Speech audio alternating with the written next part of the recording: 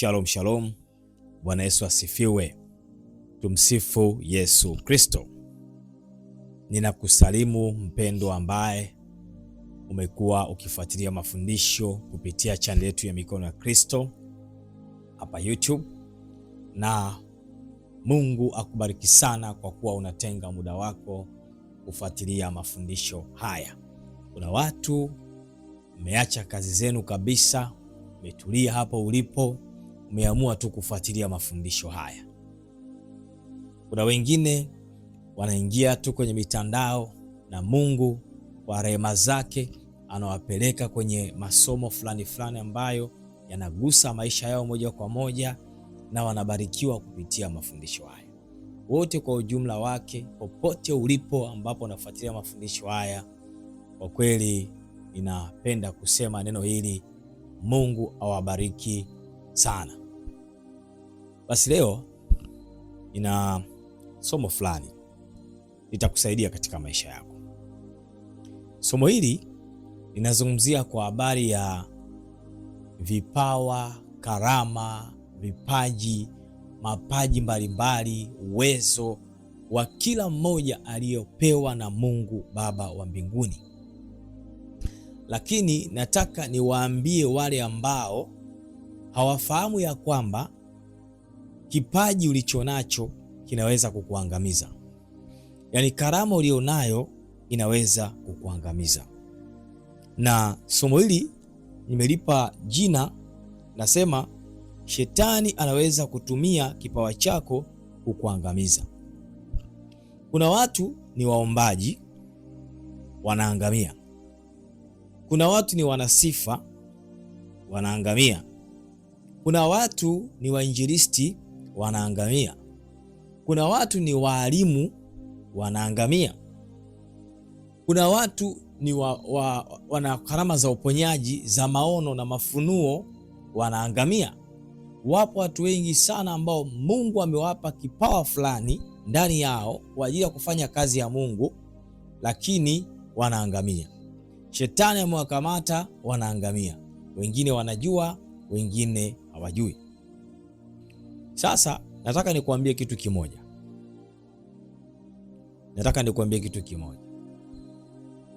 Unaweza ukacheka, lakini ndio uhalisia.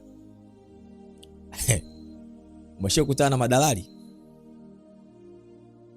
Hawa sisemi wameangamia, ila tu nataka nikuulize, umeshawahi kukutana na madalali? Na kama umewahi kukutana na madalali, hivi kuna dalali asiyejua kuongea? Huyu atakuwa sio dalali. Sasa nikupe siri usiyojua. Madalali wale asilimia kubwa ni wainjilisti. Yaani wenyewe tu hawajui. Hawa sijasema wameangamia, hawa hawajui tu wanachokifanya. Madalali wengi hawa unaowaona hawa wa kwetu hawa, wengi wao ni wainjilisti. Wengi kabisa ni wainjilisti. Nakupa watu wengine. Watu wenye vipaji vya kuimba wote, yani ukiwa na kipaji cha kuimba, hizo nyimbo hizo unazoimba za duniani, wewe ni mwana praise, wewe ni mwana sifa. Yani huyo ni mwana sifa kabisa. Yani Mungu alimuumba ili awe mwana sifa, sio vinginevyo. Hicho ndicho kitu Mungu aliweka ndani yake. Ila sasa kuna namna fulani hajaelewa, ama kuna namna fulani amepuuzia, ama kuna namna fulani ametamani kuwa hivyo, lakini Mungu hakumuumba awe hivyo. Mungu hakumuumba aimbe hizo nyimbo za duniani. Mungu alimuumba awe mwana sifa, asifu, aweze kumsifu Mungu, nyimbo zake ziwe kwa ajili ya kumsifu Mungu. Watu wa namna hiyo, na watu wengi sana wa aina hiyo. Mwingine nitakuongezea, mganga yeyote wa kienyeji. Mganga yeyote wa kienyeji, yule ni kuhani. Yule ni kuhani. Kuhani anahudumu kwenye madhabahu. Yaani ili uwe kuhani, sifa yake uwe na uwezo wa kuhudumu kwenye madhabahu. Sasa mganga anahudumu kwenye madhabahu. Ndio maana sio kila mtu anaweza kuwa mganga wa kienyeji. Ndio maana ukifuatilia sisi ambao tunahudumia watu wengi ambao tunawaombea na wenye karama hizo za kikuhani, tunagundua wana vita ya kurithishana uganga. Yaani rohoni kwenye giza wanajua kabisa yule pale ni kuhani wa Mungu, lakini pia anatufaa sisi kwenye uganga wetu. Kwa hiyo unakuta mtu anakuambia hivi ni vya kifamilia, haya mambo tu yapo, haya bwana hayakwepeki. Ni kwa sababu tu hajui kwamba inawezekana yale mambo akaachana nayo, akaingia kwenye kazi ile rasmi ambayo Mungu amemuumba nayo, uganga. Ukimwona mganga ni kuhani, yani sisi tunaposimama kwenye nafasi za kikuhani, kwenye nafasi za kinabii, kwenye nafasi za kifalme, na wao wanasimama. Ndio maana maombi ya vita ya mganga sio madogo, kwa sababu anamiliki madhabahu, ni kuhani. Kwa hiyo kuhani anapambana na kuhani. Ila sasa huku kwa Yesu ndio kuna makuhani wa kifalme. Kwa hiyo vita lazima itaisha tu, hakuna namna. Kwa hiyo utaona watu nimekutajia, unaweza kufikiri ni masiara, lakini hao wote walipaswa kumtumikia Mungu. Leo wapo duniani hawajui, wengi wao hawajui, hata ukiwaambia watacheka, lakini ndio uhalisia. Yani watu hawa walipaswa kumtumikia Mungu. Kila kipawa ambacho Mungu amekupa, alikupa kwa ajili ya wewe uweze kumtumikia, kwa sababu Mungu ametuumba ili tumwabudu. Katika kumwabudu anatumia vitendea kazi vile ambavyo ametupatia tuweze kumwabudu. Ndio tunapata watu wa karama mbalimbali, watu wenye karama mbalimbali. Mganga pia ana karama ya uponyaji, lakini vile vile anaweza asiwe mganga. Umeshawahi kukutana na unajua sisi watumishi tunakutana na vitu vingi sana. Mganga anakuwa na msaidizi wake. Yule msaidizi sio mganga, isipokuwa yule msaidizi anamsaidia kwenda kutafuta dawa. Akienda naye, au ushasikia hizo story, akienda naye kutafuta dawa, ile dawa inakuwa ina nguvu ya uponyaji. Maana yake huyo aliye naye ni mtu mwenye karama ya uponyaji ndani yake. Ndio maana akitafuta dawa, wewe unapona kwa haraka.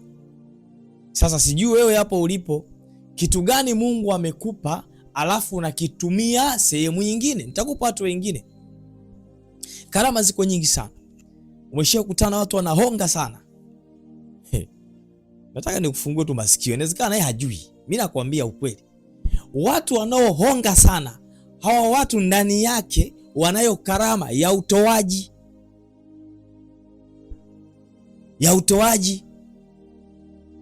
Ndani yao kuna karama ya utoaji. Sasa inatumika vibaya. Wakienda kwenye sehemu za starehe, weka kama tulivyo, au ni ponda mali kufa kwaja. Hakionga nyumba, gari, fedha nyingi. Kwa hiyo kimsingi huyu ana karama ya nini? Ya utoaji. Ndio maana sio watu wote wanafanya mambo ya umalaya alafu wanatoa. Wengine hawatoi, maana yake huyo sio mtoaji. Kwa hiyo ukimwona mtu anafanya hivyo, wewe mtu wa Mungu wewe kabisa muhurumie, huyo ana karama ya utoaji, ila anaitumia vibaya.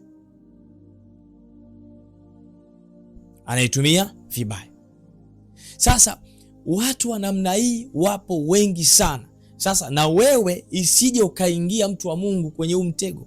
Wapo watu wengi walianza katika huduma vizuri, baadaye akaangukia mambo ya duniani. Shetani akajigeuza, kama neno linavyosema, akajigeuza akajifanya mfano wa malaika wa nuru.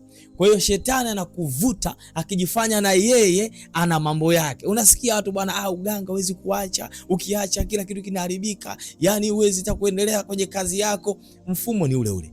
Mungu akikuita kwenye kazi yake lazima kazi zako zisimame. Na hao watu wa miungu wakikuita kwenye kazi zao lazima kazi zako zisimame. Watu wengi sana tumepambana nao kwenye maombi wakiwa wanaitwa kwenye kazi ya uganga, lakini mwishoni vita wakashinda. Wakakaa kwa Yesu, wanamtumikia Yesu. Wengi ni walimu, wengi ni wainjilisti, wana nguvu za uponyaji, wana nguvu za maombezi, wana nguvu za maono. Walikuwa waganga wa kienyeji. Yaani katika listi ya familia walikuwemo kwamba akitoka huyu anaingia huyu. Yaani akitoka mganga huyu, mkoba huu anapewa huyu, walikuwemo. Leo wanamtumikia Mungu. Yaani maana yake wamerudi kwenye nafasi zao. Kwa hiyo mganga wetu, ukimwona mganga wa kienyeji leo atakwambia hapa Mungu kapoteza chombo chake. Ndio maana sio kila mtu ana sifa ya kuwa mganga wa kienyeji. Hawa watu ni wa kuwahurumia, si hata kuwapiga mawe, ni kuwahurumia. Yaani unapoona unajua yani hii ilikuwa ni kazi ya Mungu kabisa. Huyu tayari amefanya nini? Amechukuliwa. Kwa hiyo unapoanza kumtafuta Mungu au unapotaka kuelewa kuhusu jambo la Mungu, hili somo likae akilini mwako. Uzuri, kuna andiko liko hapa. Ukifungua Biblia yako, kitabu cha pili cha Wakorinto, sura ile ya 11 aya ya 14. Kitabu cha pili cha Wakorinto sura ya 11 aya 14 inasema hivi: wala si ajabu, maana shetani mwenyewe hujigeuza awe mfano wa malaika wa nuru. Yaani shetani mwenyewe hujigeuza awe mfano wa malaika wa nuru. Kwa hiyo utakapotaka kutekwa, shetani atajifanya yeye anachokifanya ni kitu sahihi. Ujue anataka kukupiga. Unajua kwenu nyinyi ni uzao wa kiganga, kwa hiyo lazima uwe mganga. Kuwa makini. You have to be very careful. Kuwa makini. Hizi stories ziko nyingi sana na watu wengi sana tumewasaidia, wengine wamepotea. Bwana, unajua sisi mambo hayawezekani. Bwana, wewe una mapepo ya utambuzi. Unajua sisi kwetu mama yangu sijui baba yangu sijui mjomba sijui shangazi alikuwa nayo, kwa hiyo ndio maana mimi ninayo. Nisikilize.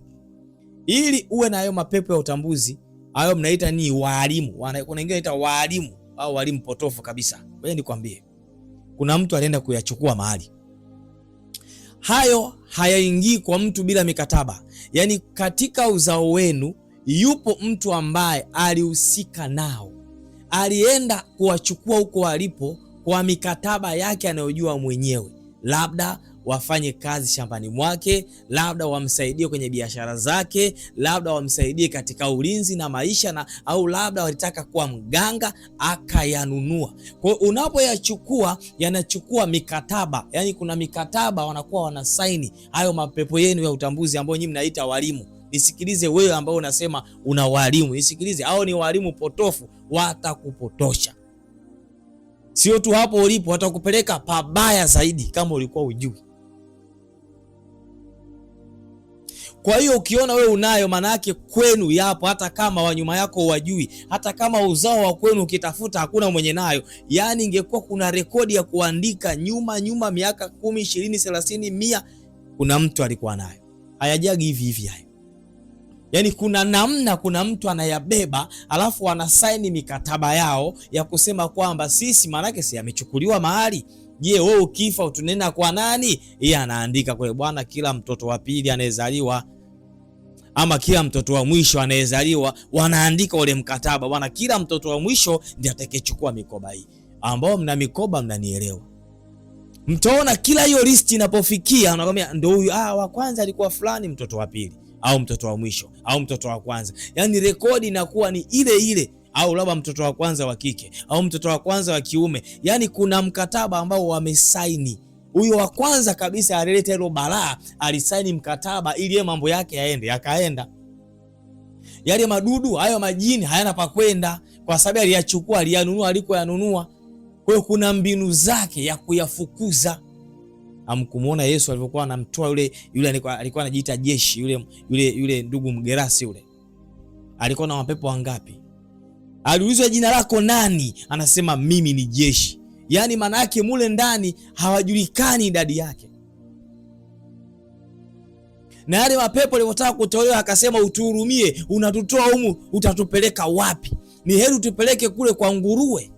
Yaani mapepo manake hayana pa kwenda, lakini ilikuwa ndani ya nani? Ya mtu. Yaliingiaje? Manake ilikuwepo chanzo kilichosababisha wakaingia. Ndivyo ilivyo. Kwa hiyo vile vile ndio maana pepo ndio maana Yesu akayatoa wale mapepo kweli, akaingia kwa nguruwe na wale nguruwe akaingia wapi? Baharini. Kwa hiyo ni ishara ya kwamba yale mapepo yaliyokuwa ndani yako wewe hayana pa kwenda. ndio maana anakung'ang'ania, na ndio maana ukikiuka utaratibu wao utasikia anaumwa. Hafi huyo, anaumwa sana, mara akapata ajali, mara akavunjika mkono, kwa sababu yanachotaka wewe hufanyi. Yani ile maelekezo ambayo ni mikataba yao wewe hufanyi. Mtu alikuwa kazini kafukuzwa kazi, yani inakuwaje? Kuna mikataba wewe hujaijua, ndio maana wanakusumbua. Sasa kwa Yesu hayo yote anafanya nini? Yanawezekana. Je, na wewe unasumbuliwa na nini? Kitu gani Mungu alikupa ambacho kinakutesa? Au ulikuwa hujui? Pengine ulikuwa hujui, umesikia leo. Sasa je, umesikia kwa habari ya karama yako inavyoweza kukuangamiza? Karama yako shetani anaweza akaitumia kukuangamiza. Umeshajua leo? Watu wengi walikuwa hawajui. Wangapi walijua kwamba waimba nyimbo za duniani wana sifa? Wangapi walikuwa wanajua? Wachache mno. Wangapi walikuwa wanajua kwamba waganga kienyeji ni makuhani? Wachache mno. Wangapi walikuwa wanajua wa madalali wengi ni wainjilisti? Wachache mno. Yani wale ukienda kufanyia utaratibu utakurejesha kwa Mungu, tutapata wainjilisti wengi sana. Yani wainjilisti wengi sana na walimu wengi sana ni madalali. Wenyewe hawajui, ila mimi nakueleza ndio hali halisi. Yani ndio uhalisia wa mambo ulivyo. Kwa hiyo Mungu alimuumba kila mmoja na karama yake. Kuna watu makahaba. Unajua makahaba? Sasa wale makahaba wana karama nyingi. Mimi nitakutajia moja. Yaani ukimwona mtu kahaba hakosi karama uvumilivu. Mimi najaribu kukuonesha watu ambao tunawadharau, watu ambao tunaona wamepotea. Nataka nikuambie watu hao ndani yao kuna nini. Kahaba yeyote, ili mradi tu ni kahaba, hakosi karama ya uvumilivu ndani yake. Na nyingine nyingi, lakini hiyo ya uvumilivu hiyo anayo. Karama saidizi zinaweza zikawepo, utoaji na nini. Ni karama za Mungu, lakini zinatumika vibaya. Kwa hiyo inawezekana ulikuwa ujui.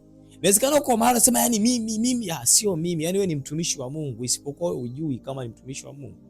Sasa yupo mtu anaweza akasikia akasema kumbe mimi naweza kuwa mwinjilisti nikaachana kazi hii. Kumbe mimi naweza kuwa mwalimu. Kumbe mimi nina karama ya utoaji. Kumbe mimi nina karama ya uvumilivu. Yani unakuwa unajua kumbe mimi ni kuhani. Unakuwa unajua, itakusaidia. Karama ulionayo, shetani anaweza kukuangamiza kupitia karama hiyo, ama kupitia kipawa ulicho nacho. Ndio maana nimejaribu kukufundisha mambo machache ili upate kujua. Tusiwadharau hawa watu. Zaidi wewe kama mtumishi wa Mungu, jaribu kuombea. Kuna sala inaitwa huruma ya Mungu. Basi waombee huruma ya Mungu ili Mungu awahurumie, na sio kuwahurumia tu, apate kuwarehemu. Kwa sababu gani? Kwa sababu njia waliopo sio njia ambayo Mungu ameikusudia katika maisha yao. Wamejikuta wapo huko. Ndio. Karama ziko nyingi sana zimepotea. Yani Mungu alikuwa anaumba mtu kwa ajili ya kazi fulani, alafu nakutana mtu ameingia kwenye kazi fulani. Kwa hiyo jitathmini na wewe kwenye kazi yako. Hii kazi ni kweli ndio Mungu aliniitia kazi hii ninayofanya?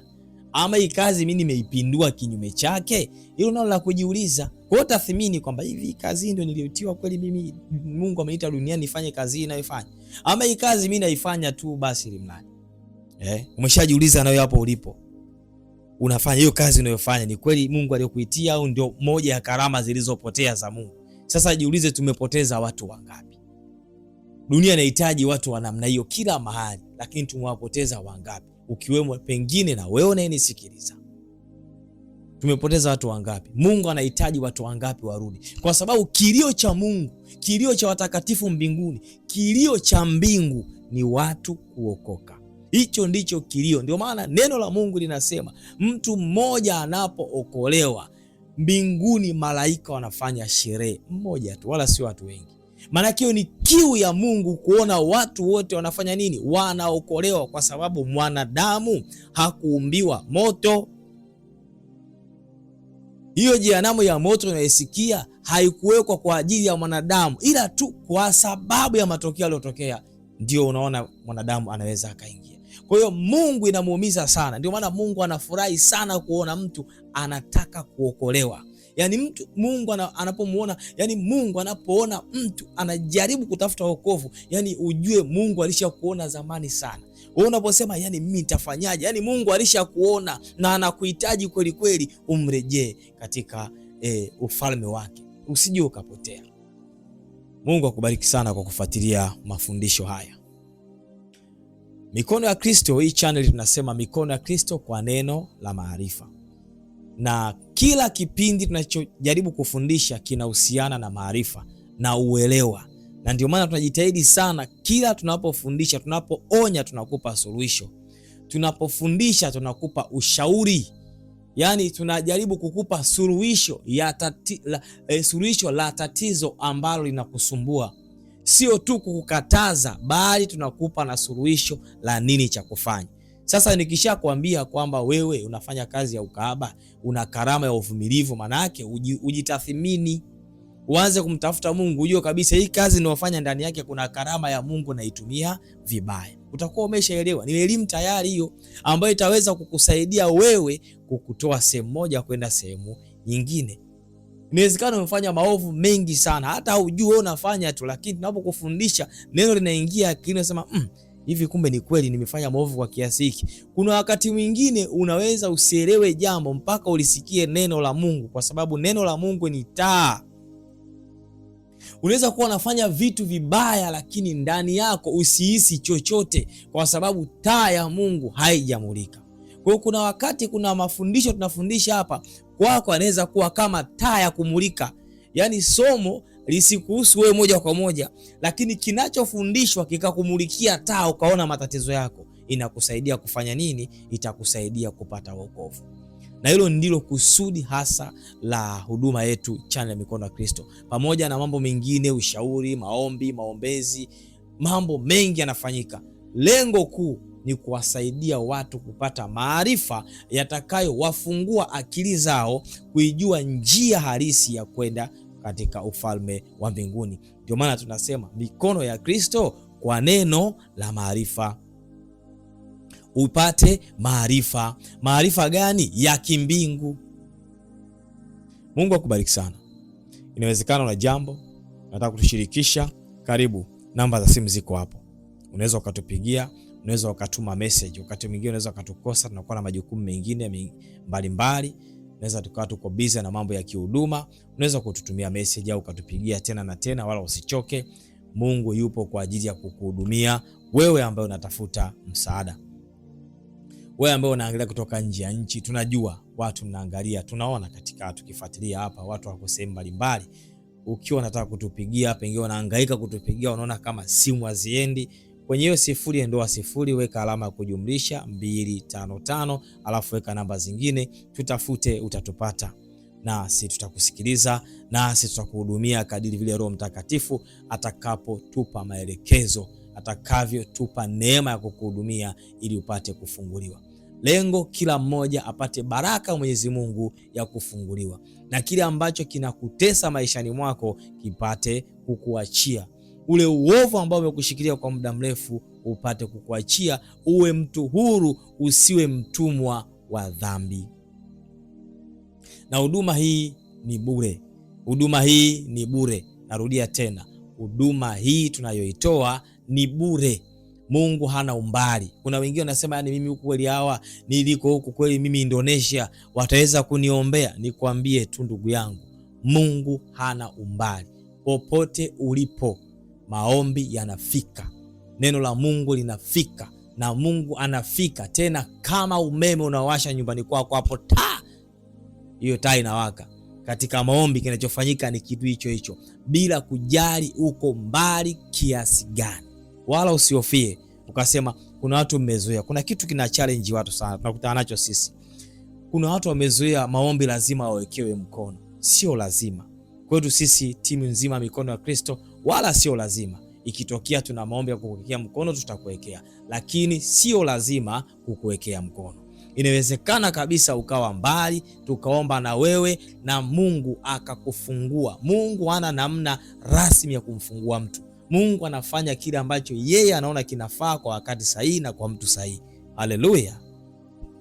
Kwa hiyo nimekuambia usije ukasema bwana mimi niko mbali, unajua kwa hiyo labda itakuwaje na nini, wala usio na wasiwasi. Wewe piga simu, tutajua namna kukusaidia na Mungu atakusaidia, utafunguliwa kwenye kifungo chako.